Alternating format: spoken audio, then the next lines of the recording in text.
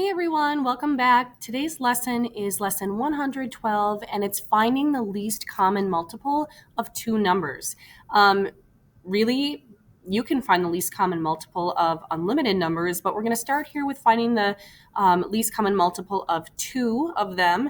And really, the reason behind doing this at all is really setting the foundation for your work with fractions and finding common denominators for fractions and of course, that's important anytime we're looking at combining fractions in any way, subtracting or adding them.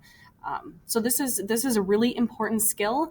Some of you might remember I had a poster up in our classroom.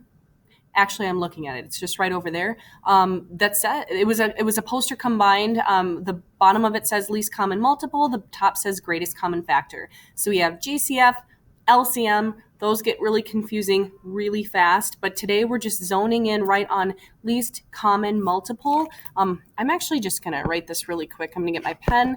Finding the least common multiple of two numbers. Oftentimes in mathematics, you'll just see it referred to as LCM. Okay, so even on like assessments and things as you move forward in your math, they'll probably refer to it as LCM, and you'll be fine because you'll know what that means. So our learning target for today is finding the least common multiple of two numbers. So just to review really quickly, I'm just seeing what they're asking us to do here. Write out the multiples of two numbers and look to see what the least of them is. Okay, so just to review, let's talk really quickly about this word right here, multiple. Multiple, sometimes this gets confused with the word factor, and it's very different. The way that my brain remembers what a multiple is I think multiplication fact. A multiple is a multiplication fact or a set of multiplication facts. So factors are the numbers, the smaller numbers that go in to the numbers we're looking for, and multiples are the opposite of that. Multiples are, you start with a number and the multiples are those multiplication facts. So for example, let's take a look what's right in front of us here on this screen. We have the multiples of 4, meaning 4, 8, 12, 16, 20, etc. And then, of course, we didn't list all of them because that's an infinite number. You may remember me talking earlier this year about when you're listing the multiples of numbers, there's no set number of multiples you need to write out. I usually in my head start with 4 or 5 of them. That's usually enough to find a common multiple between the two. But guess what? Sometimes you don't need 4 or 5. Sometimes you just need 2. Sometimes you need 6, and so you need to go a little bit further. But 4 or 5, that's kind of a good estimate of where to start. And again, here, multiples of 6, we have 6, 12, 18, 24, etc. So your first multiple, if you're a mathematician who's always looking for patterns and noticing things like this, the first multiple of any counting number is itself. Because, of course, 6 times 1 is 6. It's not 1, it's 6. 4 times 1 is 4. So you'll always start, the first multiple is always itself. Let's scroll down and take a look at an example here. And I will say this, very similar to working with greatest common factor, there really aren't a lot of shortcuts when we're laying the foundation of this work. Eventually, you are not going to have to write anything down at all. You might be able to look at these two numbers right here. They're asking us to find the LCM of 6 and 8.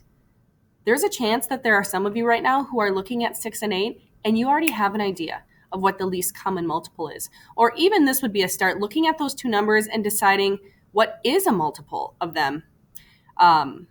One place often to start is to actually multiply those two together. So 6 times 8 is 48. I'm getting ahead of myself. Let's take a look one at a time. So basically no shortcuts. We're just going to go one at a time here, find some multiples and see if we have one in common. And of course, as we're looking at ones in common, we need to find the least of them. We need to find the smallest. So here we go. We have 6. I'm just going to do a dash like that. I normally would do a colon, but I have a hard time writing dots with this stylus pen. So we have 6. So this was just on the screen previous to this, but we'll just write a few out again. We have 6 times 1 is 6. 6 times 2 is 12. 6 times 3 is 18. 6 times 4 is 24. 6 times 5 is 30. I might stop there. Okay, and now we have to find some multiples of 8. So 8 times 1 is 8. 8 times 2 is 16. 8 times 3 is 24. Hold up. I found it. They both have 24. Before I were to circle this, I would double check and just make sure, were there any smaller multiples that I may have missed? No. The least common multiple of 6 and 8 is 24. It's important, in case anyone's wondering this, the reason that we need to find the least of them, the smallest, is basically, like I said, this is laying your foundation for working with fractions and finding least common denominators.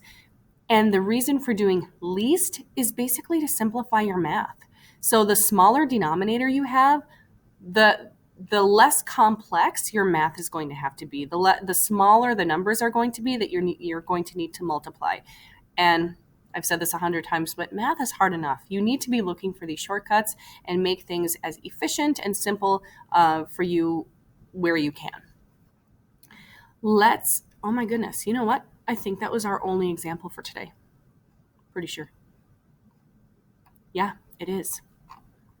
All right, you guys, if you need any review on LCM, just go ahead and replay this video. Otherwise, I will, of course, upload the notes from this lesson for today. Your homework is linked in Google Classroom as well. Thanks for watching, and have a great day.